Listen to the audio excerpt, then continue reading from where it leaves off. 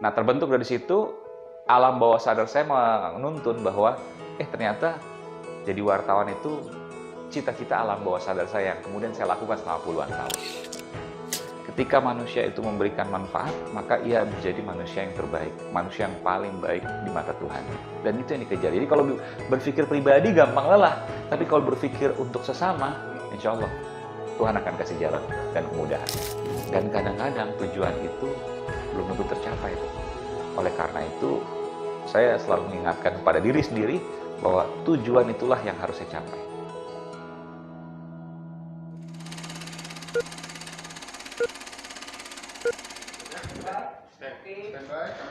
Oke.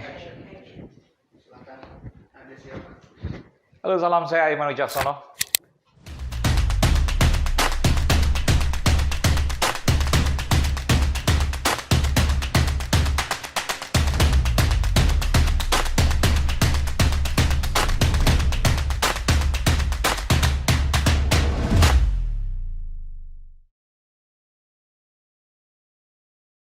Saya Aiman Wicaksono, ya saya biasa aja.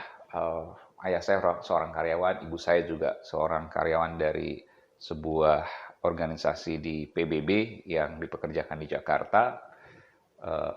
Memang kalau dari sisi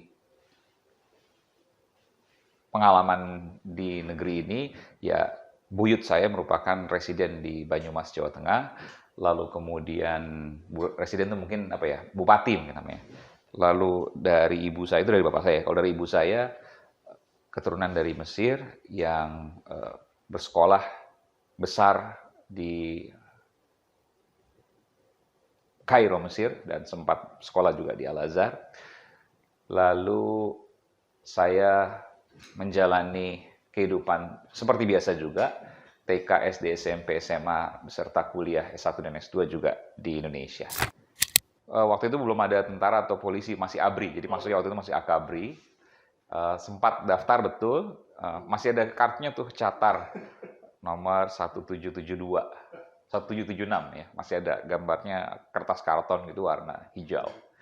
Di daftarnya di Agendam di kantor di markas Kodam atau di Cililitan ya, Jakarta Timur. Kenapa kemudian tidak lanjutan ya, karena ada sedikit insiden waktu itu, saya memalsukan tanda tangan ibu dan itu ketahuan. Ya sudah, ya akhirnya saya kemudian melanjutkan kuliah seperti biasa di bidang teknik waktu itu di STT Telkom, teknik industri, dan di sana saya sudah senang nulis. Kenapa senang nulis? Karena dari kecil orang tua saya itu langganan koran Kompas, harian Kompas. Jadi pertama kali bisa baca, yaitu bacanya headline Kompas. Dan itu terbentuk sampai kemudian kuliah. Kuliah itu karena harus berpisah dari orang tua di Bandung, Jawa Barat waktu itu, sehingga harus langganan koran sendiri. Pertama nggak langganan, tapi karena nggak enak nih. Karena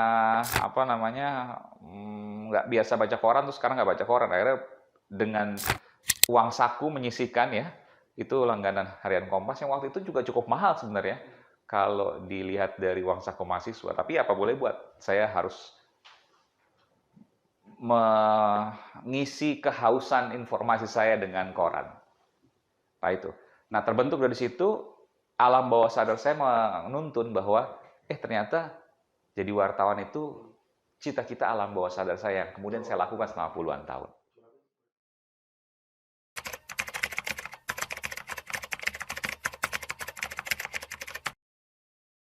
Ya, Indonesia tentu mengalami pasang surut ya, dari sisi demokrasi, dari sisi penegakan hukum, dari sisi ekonomi, ya, itu mengalami pasang surut. Ya, kita semua yang pernah mengalami masa Orde Baru tentu bicara soal bagaimana keterbatasan itu terjadi. Bagaimana suara-suara itu dibungkam dan lain sebagainya. Dan itu jangan sampai terjadi lagi. Kenapa ada reformasi? Karena melawan itu semua. Sehingga jangan sampai itu kembali terjadi di masa setelah reformasi. Jangan sampai. Karena bagaimanapun juga, ini sebenarnya sederhana.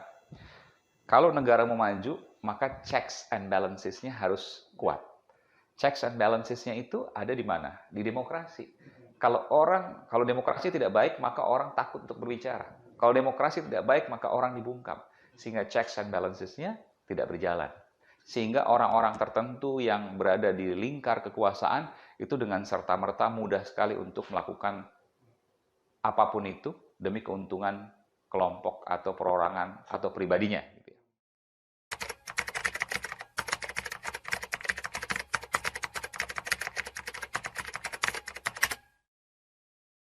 Jadi jangan pernah berpikir untuk pribadi. Segala sesuatu, tiap langkah, tiap nafas, tiap segala sesuatu lelah, itu ditujukan untuk satu ya, Tuhan.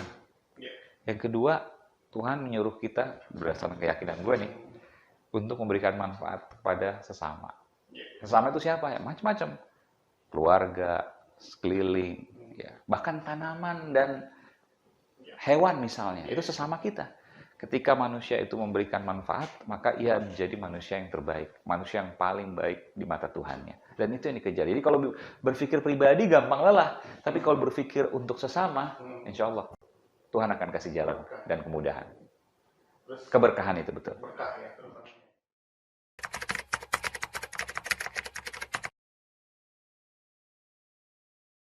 Kita sudah tahu kewajiban kita A, B, C, ya itu yang harus kita lakukan. Jadi nggak pernah ada ritual-ritual yang nggak wajib lalu dibikin wajib, nggak juga.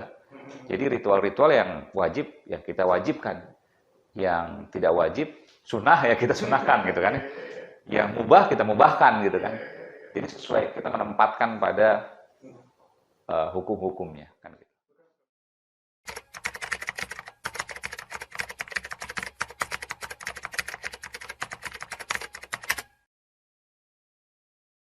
Jadi ada cerita nih, waktu COVID, gue kena 2 kali.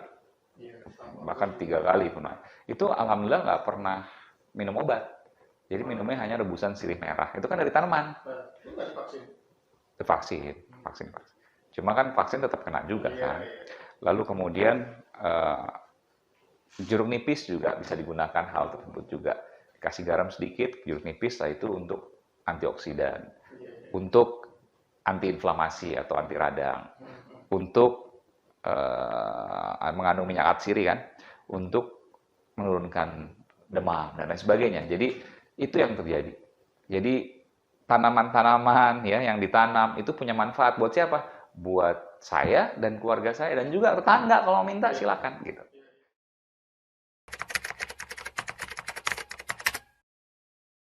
Yang jelas tujuan yang belum tercapai kalau ditanyakan hari ini harus lebih baik dari kemarin. Besok harus lebih baik dari hari ini. Dan kadang-kadang tujuan itu belum tentu tercapai itu. Oleh karena itu, saya selalu mengingatkan kepada diri sendiri bahwa tujuan itulah yang harus saya capai. Jadi hanya sesederhana itu. Nggak bicara misalnya 5 tahun ke depan harus jadi apa, 10 tahun ke depan harus jadi apa. Kita besok bisa hidup aja belum tahu.